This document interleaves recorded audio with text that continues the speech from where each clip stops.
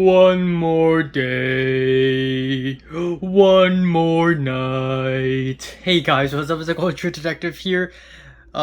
Tired and anxious, maybe a little bit, because in um in about 26 hours I will be boarding a plane. So anyways, today I'm going to be doing a mini albums review video where I review a bunch of albums all at once. I will be talking about 8 albums in this video, even though there are actually 12 albums I would like to talk about, but I simply do not have the time to talk about each and every one of them. I wish, man, I really wish I have the time to do individual reviews for some of the albums I'm going to be talking about in this video. I really do.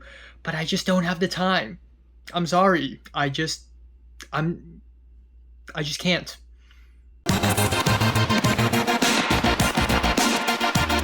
Okay, first album here, new model actress album, Pirouette. I've been quite excited about this album because their last album, Dog's Body, is nothing but banger after banger. Even though I wish Dog's Body had a little more versatility, I was still really into their vibe.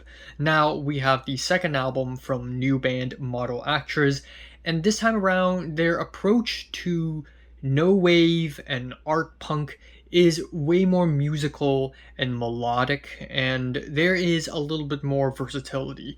The track Cinderella, total freaking banger, already one of my favorite songs of the year, just absolutely catchy. Take what they have in the original album and add musicality and ebb and flow, and you have this album.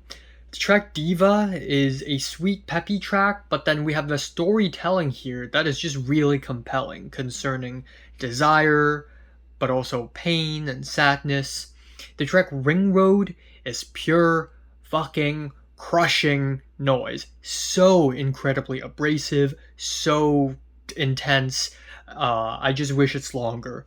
And then Doves has this intricate techno beat underneath the shuffly noise. And finally, Baton is a quiet, dreary ending. I'll say this. I've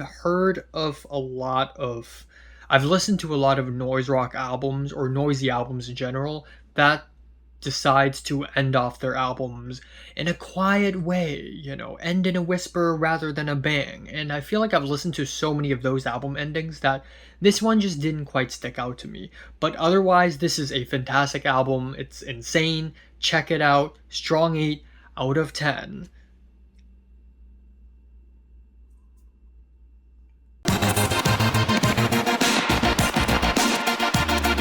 Speaking of noisy, wacky albums, the second album I'm talking about is the new Deerhoof album, Noble and Godlike in Ruins. So, legendary veteran noise rock, art rock band Deerhoof? I don't know. Deerhoof is back with a new album, and once again we have this crazy, cacophonous, kooky, insane music thing, and it's so wacky and so zany, yet every single track offers a different vibe, a different texture, a different attitude, from the very depressing and angry opener Overrated Species Anyhow, where our lead singer Satomi literally sings and just talks about how much she finds human species overrated. There's this overflowing anger. But then now we are hit with Sparrow with its sharp angular guitars and mellow vocals. A lot of the tracks on this album are just classic Deerhoof, but it's so noisy and zany, it feels refreshing. Like Return of the Fire Trick Star, or Ha Ha Ha, and Under Rats, and the track Disobedience as well, especially with the horrifying authoritarian message at the end of the track. The track What Do You Root For? Who Do You Root For? Is a straightforward rock rager with crazy riffs. It's just too brief. I wish the track is longer.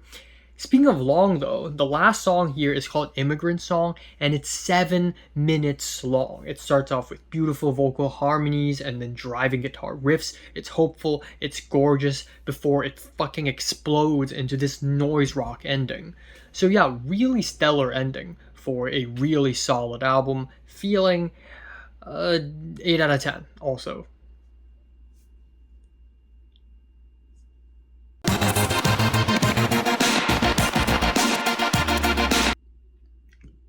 Swedish rock slash metal band Ghost comes out with a new album titled Skeleta. Skeleta. Yeah.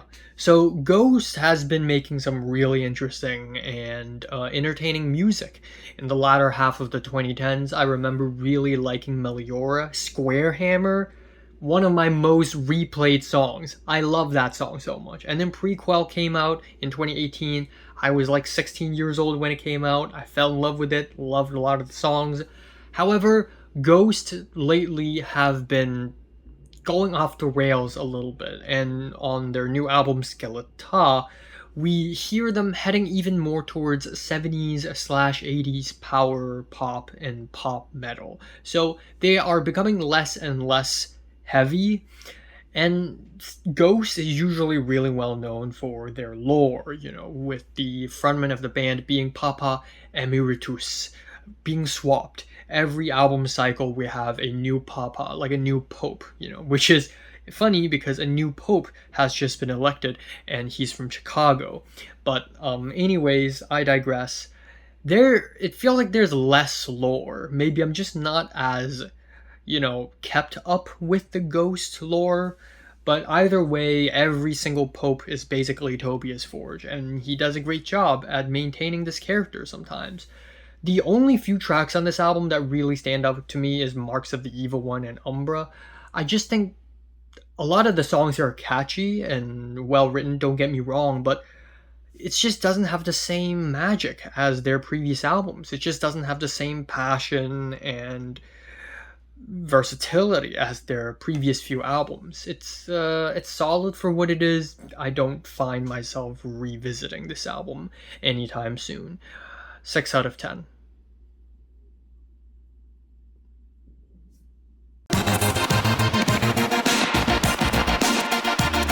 Belgian supergroup Neptunian Maximalism, or NNMM, is back with a new album, Le Sacre du Soleil Invaincu. Le Sacre du Soleil Invaincu. Le Sacre du Soleil Invaincu. Invaincu. Yes, that's actually how I was gonna pronounce it. So yeah, I remember a few years ago they released the album Eons. I listened to it and I completely did not understand it. So instead of normally reviewing the album, I just went, you know what, fuck it, I'm just gonna go crazy. So the album review quickly turned into a psychological horror short film. But now I guess I have to seriously talk about this album now. This album, surprisingly, is less rough and abrasive than the last one, and so much more meditative and cumbersome. And some of the tracks here are just too freaking long and spacey sometimes, even though there's just a lot of interesting sound plays. I can tell what the band is going for. They're going for a lot of ambient drone, like their sun or something. And I also appreciate that some of the tracks here have a Hindustani musical influence, especially on the 5th track here, which paints a pretty haunting picture. But otherwise, unfortunately, not too huge on this one. 6 out of 10.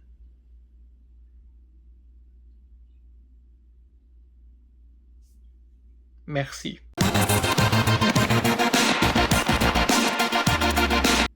Next crazy album I'm going to be talking about is the new InfinityKnives and Brian Eno's album, A City Drowned in God's Black Tears. What the fuck is this album?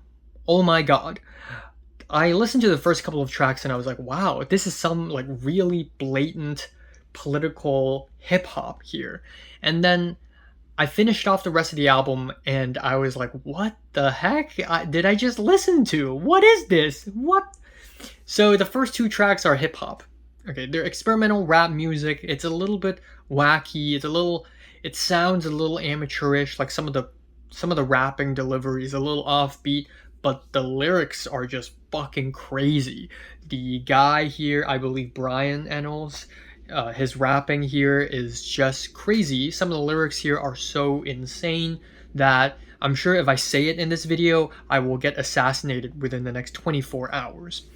But yeah, lots of politics, and also especially the first track pointing out at Israel's genocide against Gaza. That is very much appreciated and admired.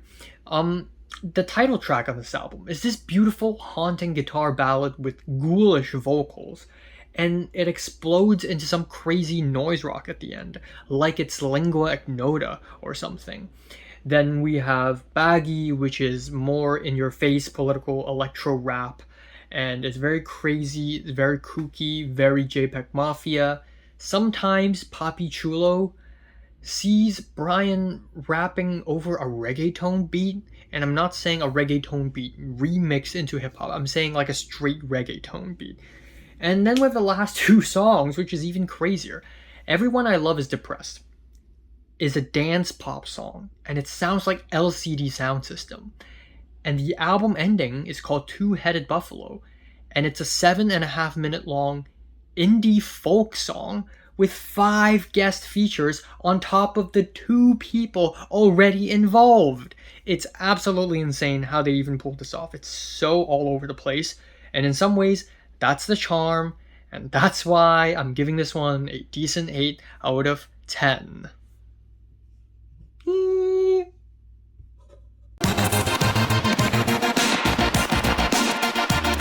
Okay, another day, another Japanese album to talk about. This one is kanekoayano's album Ishi no Ito, which means thread of stone. Now, a lot of you may know this singer from the meme ba ba ba ba ba ba ba ba ba ba ba ba. You know, the in a nutshell meme that was popular 3 years ago-ish. But anyways, she actually is a really talented singer, songwriter, and performer. With this new album, I didn't have any expectations going into the album. I listened to it and damn, it's good as well. This album is surprisingly consistent and well-written, well-performed album. The album opener Noise is nothing but guitars and her vocals, but there is something really compelling about this track, something so raw, something so emotional, and also the lyrics are really angry as well. The second track, Aiming for the Sun, has some awesome slacker rock riffs that's sometimes sad and dejected, sometimes very passionate as well. Noisy, twangy guitar layers appear on the track Lucky. I love that. I also love the nostalgic chords on the track Sunrise or Hinode. And I also really like the chugging riffs and the low-key vocals on the track Muzukashi, which means difficult. And the penultimate track here is a 7-minute long song called Stone and Butterfly. Probably the best on the album, such an emotional climax as well. Just from front to back, really solid album. Can't recommend this album enough, especially if you're interested in checking out more Japanese music or just Asian music in general. This one is a banger. Feeling a decent 8.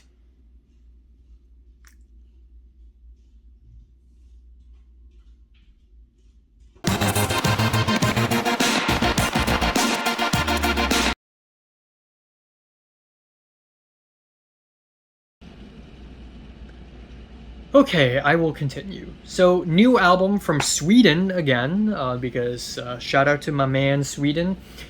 We have the new ViagraBoys album, ViagraBoys.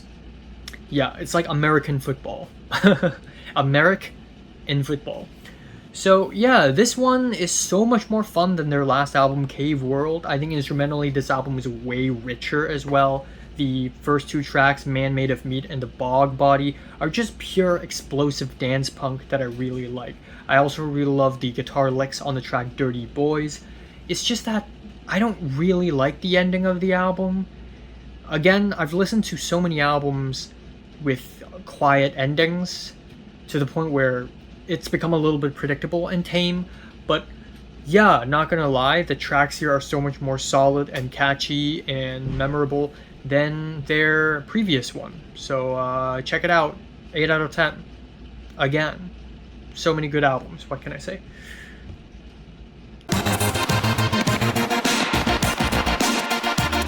And then we go back to Japan with the album NoBuses NB2.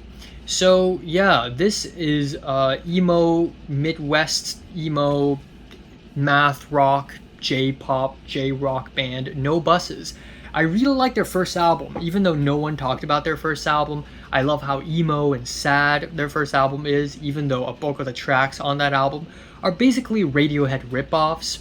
This one, however, is so much more slacker, so much more easygoing. Some songs on this album are also sung in Japanese, and it's really nice to hear them sing in their native language. The track Slip Fall Sleep is one of the more fiery tracks on the album, and it has a hell of a guitar solo at the end. And then we have Them, Us, You, Me, which is a tight-paced track with very interesting drum textures, and I just really love hearing bands mix Midwest emo with J-rock and give it such an interesting edge.